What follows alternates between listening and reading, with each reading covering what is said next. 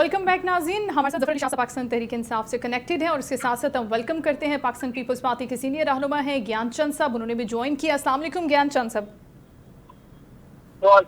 अच्छा, पहले ज़फ़र अली शाह साहब बात कर रहे थे ब्रेक पर जाने से पहले, तो सर उनका पहले जवाब ले लेते हैं कंप्लीट और फिर आपकी तरफ आते हैं। जी ज़फ़र साहब, आप कंटिन्यू कीजिएगा। जी, मैं अर्ज कर रहा था आयशा बीवी कि ये मेरा ख्याल है दुनिया की सियासी तारीख में ये पहली बार हुआ है कि ये अमेंडमेंट्स जो आई हैं एक थोक के हिसाब से आई हैं, और नंबर 2 जिन्होंने अमेंड करना है, जिन हजरात को से मुराद मेरी मेंबर ऑफ द पार्लियामेंट है कि जिसको हमारे आइन ने इजाजत दी है कि ये अमेंड कर सकते हैं और उसके लिए प्रॉपर एक तरीका बताया है, तो उनको भी पता ही नहीं है। लास्ट आवर तक ये बात आती है, बल्कि लॉ मिनिस्टर साहब ये कहते हैं कि मुझे मसला मिल गया है। अच्छा। यानी जो इस डेस्क का इंचार्ज है इस गवर्नमेंट के बिल को मूव करने का, उसको भी नहीं पता है कि जो है ये अमेंडमेंट क्या है। नंबर 1। नंबर 2, जो किसी भी मुल्क के कॉन्स्टिट्यूशन की अमेंडमेंट जो है वो ये इतनी आसान काम नहीं होती। ठीक। ये जो तरीकाकार इन्होंने अपनाया है ये न सिर्फ सिरे से गलत है, गैर कानूनी है, गैर इखलाकी है और गैर आईनी है। आइन को अमेंडमेंट करने के लिए क्यों एक किस्म का तरीका रखा गया है और वो आम लॉ मेकिंग से मुख्तलिफ है और मुश्किल है। अच्छा। आप जी बिल्कुल, आप जब तक इसीलिए बाद मुल्कों में आइन साहब अलग अदारे भी हैं और बाद जो है पार्लियामेंट को उसको करते हैं तरमीम। ये तो अगर कोई छोटा मोटा इमीडिएट प्रॉब्लम हो, मसला हो कौम को या मुल्क को या गवर्नमेंट को या पार्लियामेंट को, तो वो कर लिया जाता है। लेकिन ये एक बड़ी तफसीली और बड़ी, जैसे कि आप भी फरमा रहे हैं कि अगर इसके अंदर 53 शिकें हैं तो ये कोई छोटी चीज तो नहीं होगी ना, बड़ी इंपॉर्टेंट होगी। अच्छा, इस पर हम ज्ञानचंद साहब का रिएक्शन ले लेते हैं। ज़फ़र साहब, ज्ञानचंद साहब आप क्या फरमाएंगे? ज़फ़र अली शाह साहब फरमा रहे हैं कि थोक के हिसाब से शिकें रखी हैं, इतनी बड़ी एक आईनी अमेंडमेंट है और उसको इस तरीके से पेश किया जाना कि आप चाह रहे हैं कि छुप छुपा के और जल्दी जल्दी पास हो जाए अमेंडमेंट्स, ऐसा तो पॉसिबल नहीं है। तो मैं समझता हूँ कि अमेंडमेंट की जितनी ज्यादा जरूरत हो, जितना ज्यादा एक्चुअली पार्लियामेंट कानून साजी करे और मुल्क के मफाद में, लोगों के मफाद में कानून साजी करे, वो तो अच्छी बात है। लेकिन इस जो मौजूदा हम तरमीम सोच रहे हैं, जो प्रपोजल है, उसमें मेजर 2 चीजें हैं। एक तो एज का इशू है और दूसरा कॉन्स्टिट्यूशनल कोड का इशू है, जिसमें फिर कहीं कामा चेंज होगी, कहीं वर्ड जो है कॉन्स्टिट्यूशनल कोड का आएगा। एक किस्म की तरामीम है जो इतनी अहम नहीं है, वो क्योंकि जब कॉन्स्टिट्यूशनल कोड बन जाएगा तो जहाँ पे उसका जिक्र आएगा तो वहाँ पे तरमीम करनी पड़ेगी, तो उस शिक में कॉन्स्टिट्यूशनल कोड का लफ्ज आ जाएगा। तो ज़फ़र अली शाह साहब मेरे ज्यादा समझते हैं।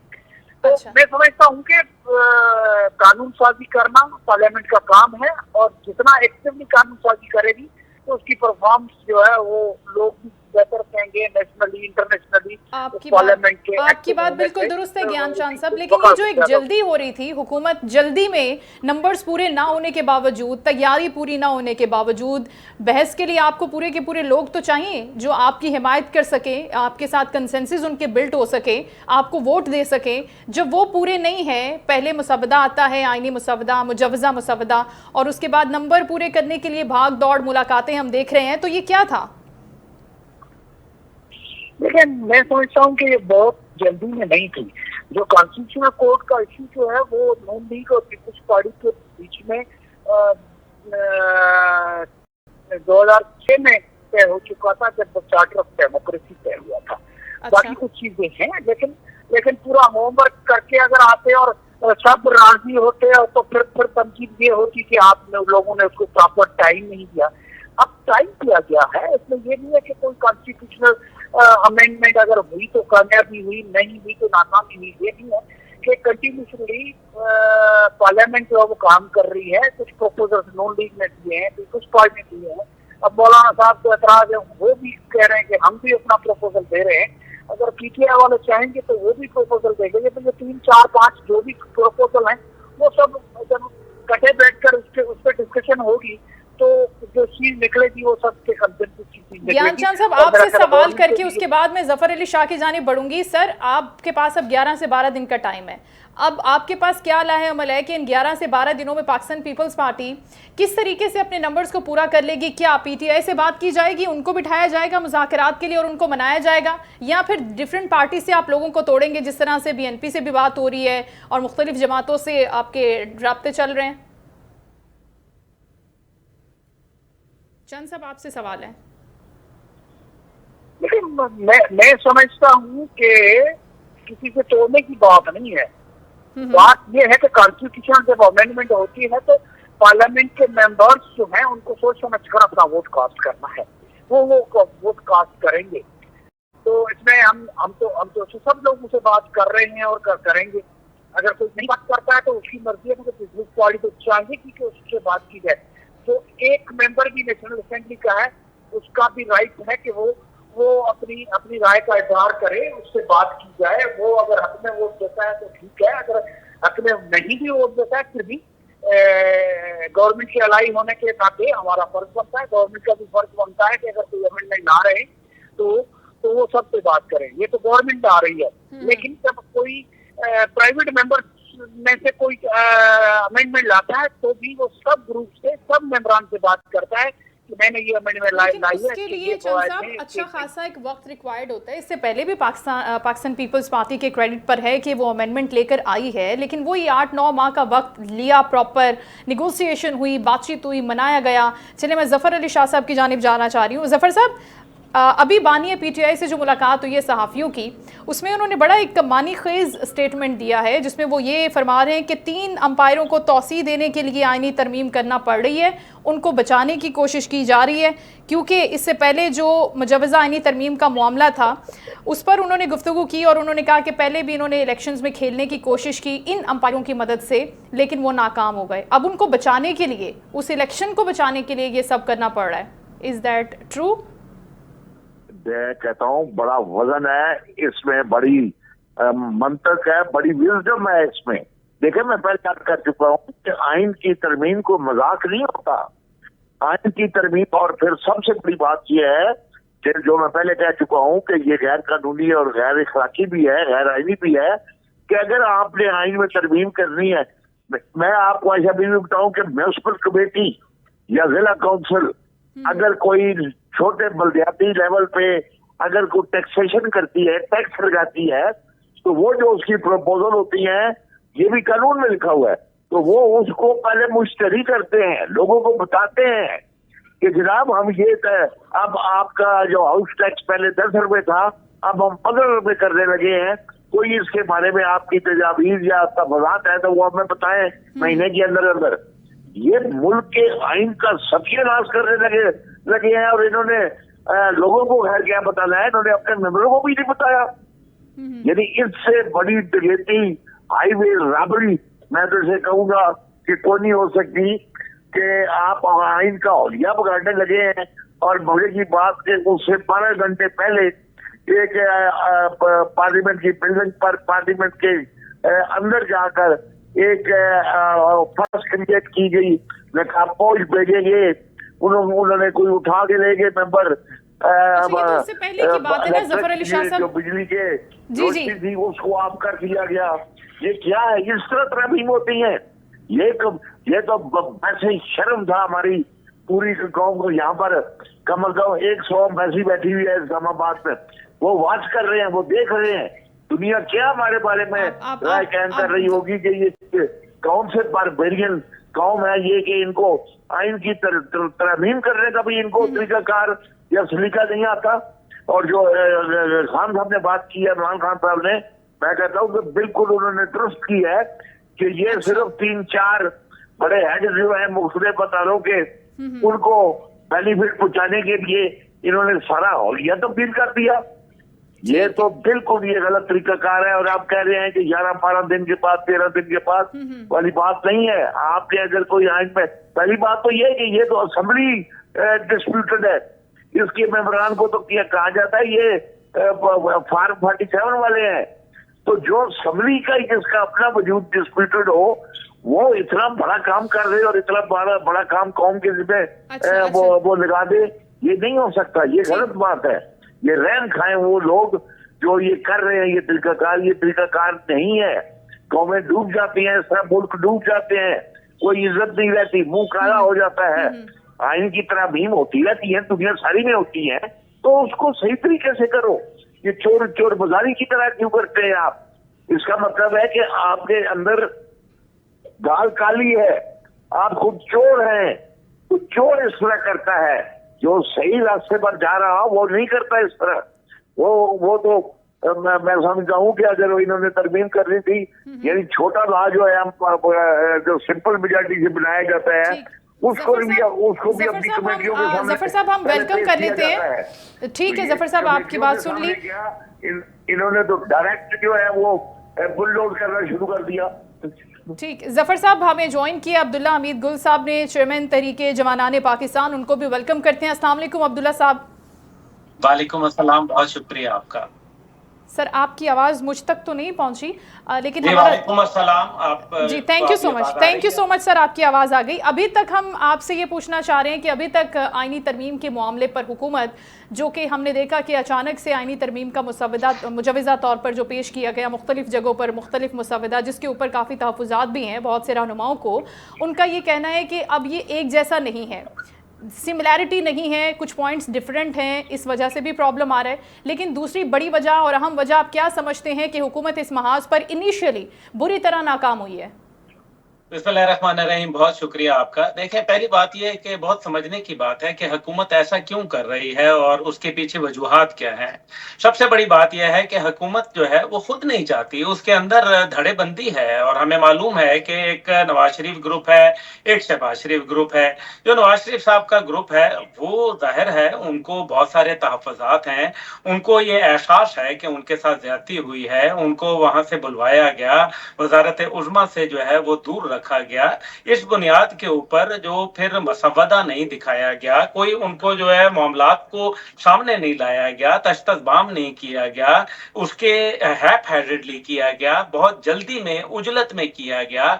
तो ये क्यों किया गया? और फिर अब देखें, मौलाना साहब की भी जो है डिमांड्स हैं, जहां तक मेरी इतलात हैं, मौलाना साहब जो है वो सदारत के भी उम्मीदवार हैं, वो अपने बेटे के लिए जो है वो कश्मीर कमेटी के सरबराही भी मांगते हैं, वो बलूचिस्तान के अंदर भी अपना जो है पीस ऑफ पाई मांगते हैं, और इसी तरह से खैबर पख्तूनख्वा से भी कुछ ना कुछ वो लेना चाहते हैं, क्योंकि उनकी बुनियादी सियासत का महवर जो है ये दो सूबे हैं जहां से उनको तकवीयत आनी है। और अगर उनसे दूर रखा गया तो जाहिर है एस्टेब्लिशमेंट के हवाले से भी उनके बहुत सारे तहफ़्फ़ुज़ात हैं, उनको गिले हैं, शिकवे हैं, शिकायत हैं। और उनकी देखा देखी जो बाकी ग्रुप्स हैं, जो कि MQM है या दीगर ऐसे इत्तेहादी हैं, उनके अंदर भी तो जाहिर है डिमांड्स बढ़ जाएंगी। तो मुझे ये आईनी तरमीम जो है मंडेर चढ़ते नजर नहीं आ रही। दूसरी बात यह है कि ये उजलत में की गई। देखें, जब 18वीं तरमीम की गई थी तो 6 महीने का एक पे होमवर्क किया गया था, उसमें मुख्तलिफ सवालात के जवाब दिए गए थे और बहुत थोड़ी देर के अंदर वो बड़ी जल्दी पास हो गई थी। उसकी वजह यह थी कि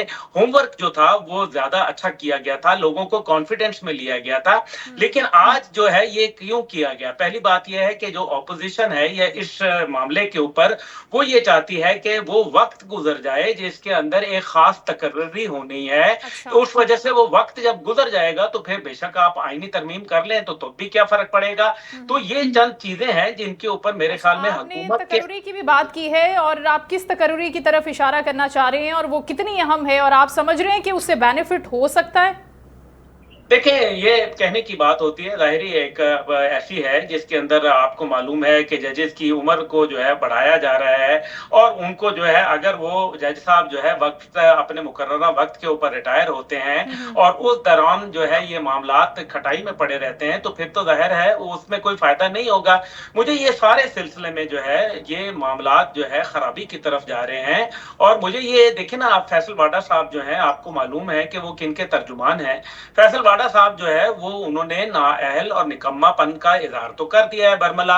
अब ये नजर आ रहा है कि अगर ये हुकूमत जो है एक बिल भी पास नहीं करा सकती तो ये मेरे ख्याल में हुकूमत के लिए एक बहुत मुकाम शर्मिंदगी तो जरूर है, इसमें कोई शक नहीं है। अभी ये कहा गया है कि तकरीबन 15-20 दिन के अंदर इस मामले को निपेट दिया जाए, तो ये ऐसे निपटेगा नहीं कि अगर आप ये समझ रहे हैं कि ये निपट जाएगा, क्योंकि जाहिर है जहां कुछ ताकतवर हल्के हैं वहां दूसरी जानब जो है वो सियासत के जो चैंपियंस हैं वो भी बैठे हुए हैं। और हमें नजर आ रहा है, क्योंकि ये सबको पता है, पीपल्स पार्टी को भी पता है, मुस्लिम लीग को भी पता है, पीटीआई को भी पता है कि ये ऐसा तौक है जो गले के अंदर अगर किसी की भी डाला मुस्तकबिल में तो उनको ये बहुत महंगा पड़ेगा और इसके बहुत सारे रिपरकशंस हैं जो वक्त के साथ साथ नजर आएंगे। अब्दुल्ला हमीद गुल साहब, हम ज्ञानचंद साहब से इस हवाले से जान लेते हैं। ज्ञानचंद साहब, आपने गुफ्तगू सुनी अब्दुल्ला साहब की, वो फरमा रहे हैं कि मौलाना साहब ने बहुत सी चीज़ें हैं जो पहले भी बयान की थी, वैसे तो वो अपने तहफ़्फ़ुज़ात का इजहार करते ही रहते हैं कि ये चीज़ें जो हैं वो शामिल नहीं है।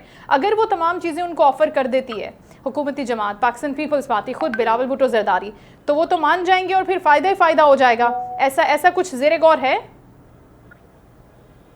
देखिए, ये किसी के फायदे नुकसान की बात नहीं है। हम ये कॉन्स्टिट्यूशनल अमेंडमेंट ला रहे हैं, ये लोगों के फायदे मुल्की मफाद की है।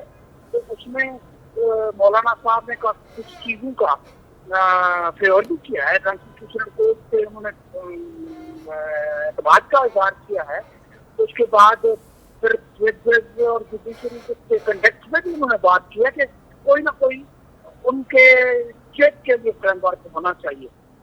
उनका वाज़ह जो मौक़िफ़ आया है वो सिर्फ एज के हवाले से आया है, जिससे बात हो सकती है कि आखिर एज बढ़ाई जाए तो क्यों बढ़ाई जाए, अगर नहीं बढ़ाई जाए तो क्यों ना बढ़ाई जाए, तो या कोई टेन्योर स्टेट हो जाए।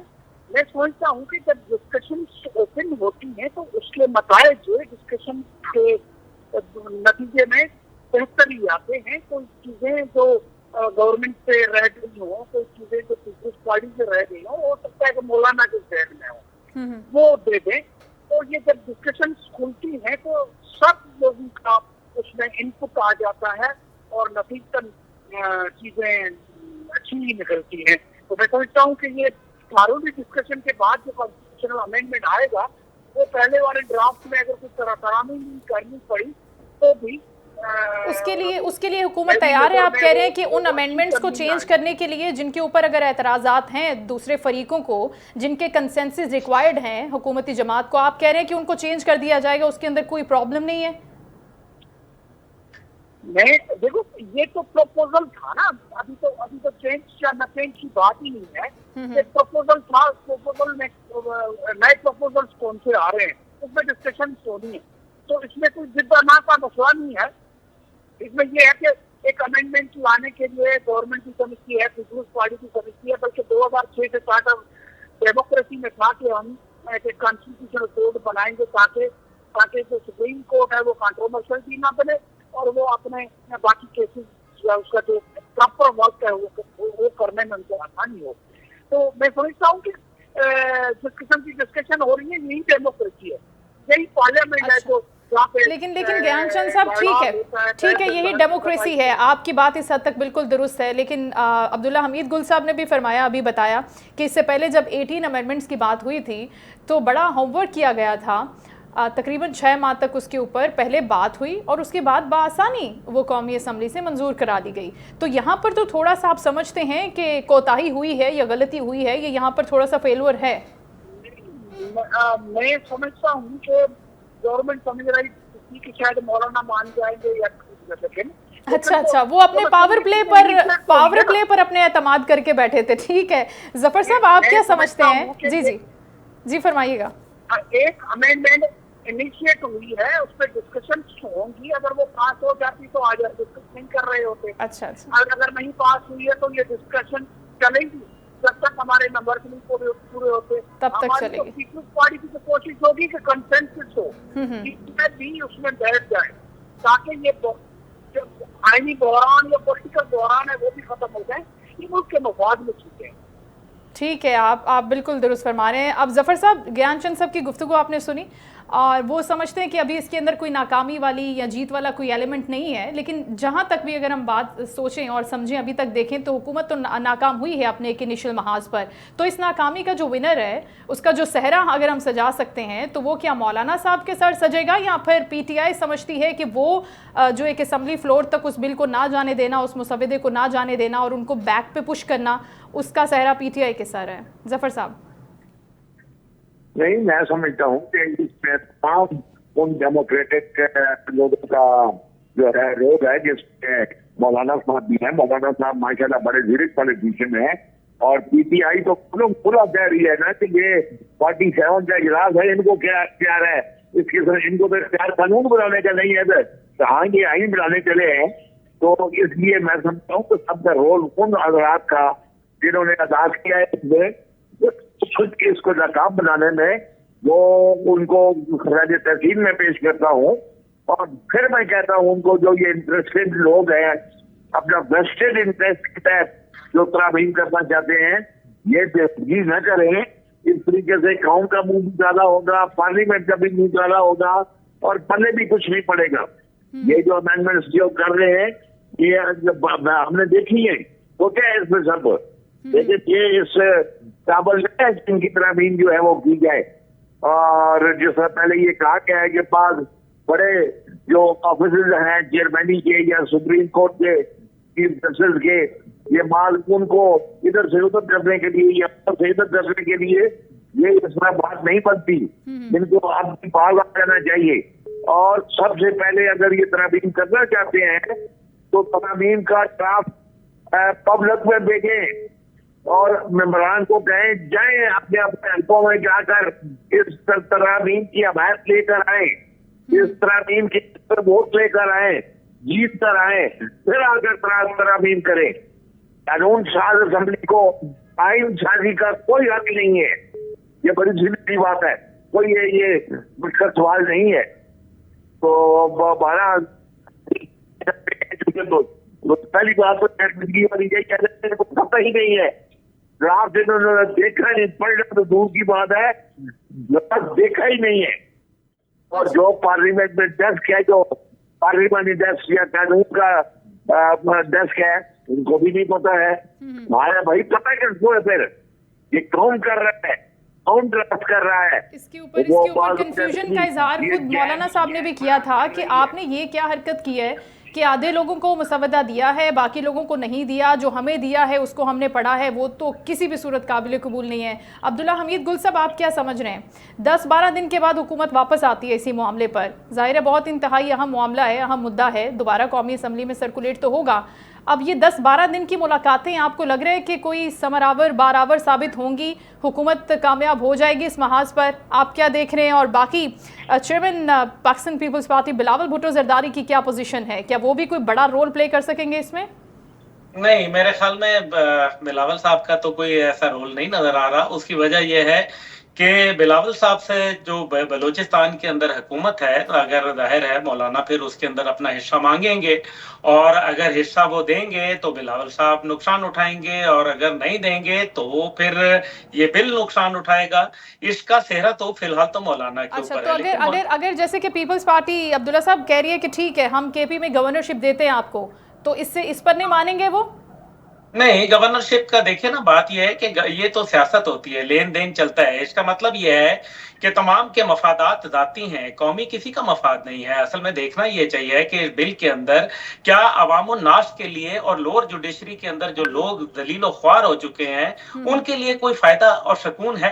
क्या यह हकीकत नहीं है कि 1% जज साहिबान जो है वो लोअर जुडिशरी से हाई कोर्ट के अंदर जाके जगह बनाते हैं अपनी, लेकिन जो हाई कोर्ट और सुप्रीम कोर्ट के जज हैं वो ज्यादातर तयनात किस बुनियाद पे होते हैं? या तो वो किसी पॉलिटिकल पार्टी के साथ एफिलिएटेड होते हैं या उनके केसेस को जो है वो हैंडल कर रहे होते हैं, और वो एक तकर्री जो है वो कोई उस तरह का मेरिट तो नहीं होता ना, ये तो रियलिटी है।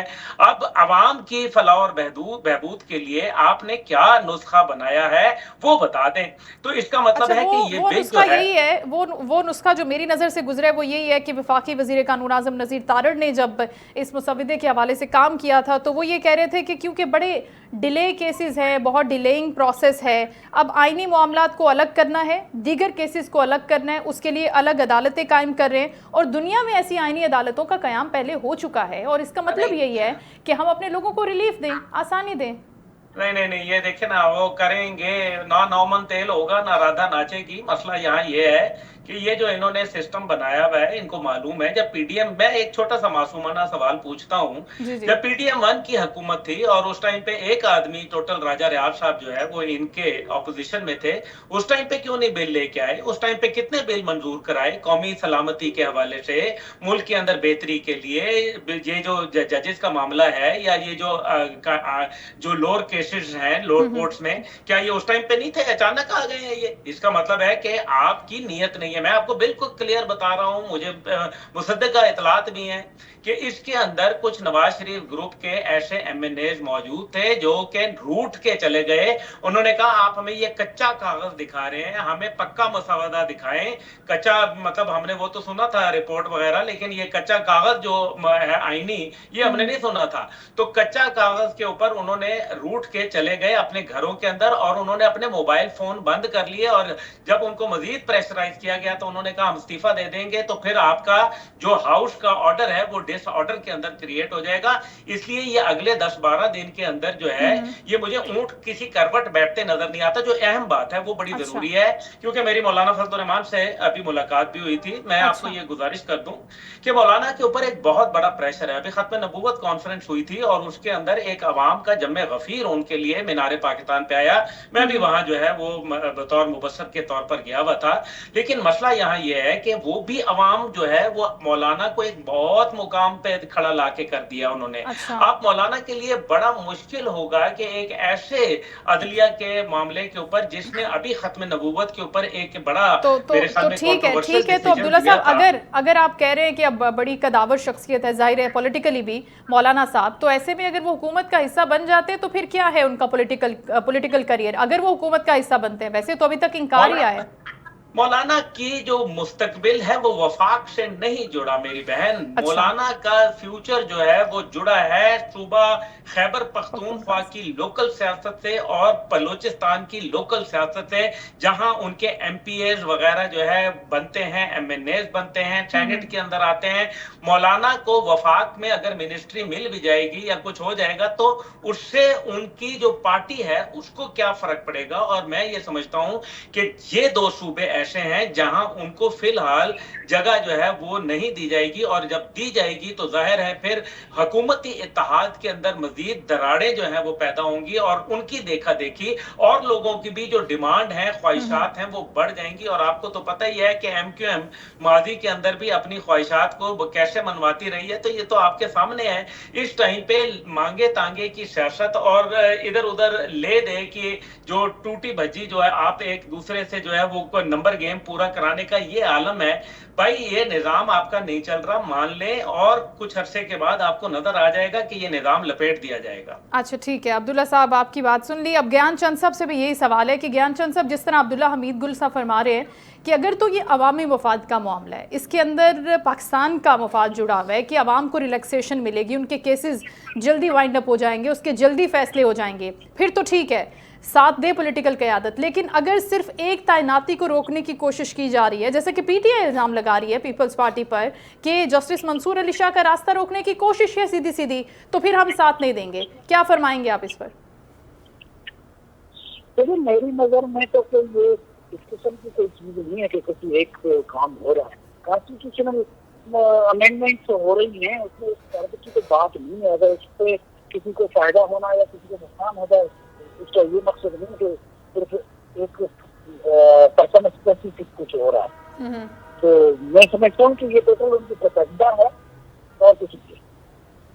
अच्छा, आपकी बात को वैसे मैं प्रॉपर्ली नहीं सुन पाई, लेकिन सवाल ये है कि अगर इस आईनी मुसवदे की हम बात कर लेते हैं जो आपने भी रीड आउट किया होगा, तो उसमें एक दो चीज़ें ऐसी हैं जिस पर यह भी मेंशन है कि जजेस की तैनाती का प्रोसेस क्या होगा। वफाकी आईनी अदालत पर प्राइम मिनिस्टर उनको चूज़ करेगा, उनके पास फाइनल अप्रूवल जाएगी, और इसके साथ साथ जजेस की कारकर्दगी को जांचने का भी एक पूरा तरीकाकार तय किया जाएगा। जाहिर है कि अगर उसको जांचा जाएगा तो उसके ऊपर कोई फैसले भी होंगे। तो इस तरह अदलिया भी समझती है कि उनको अंडरमाइन करने की कोशिश की जा रही है, उनके अंदर तफरीक पैदा करने की कोशिश की जा रही है, उनको कंट्रोल करने की कोशिश की जा रही है। तो ये भी एक तासुर जा रहा है ना ज्ञानचंद साहब?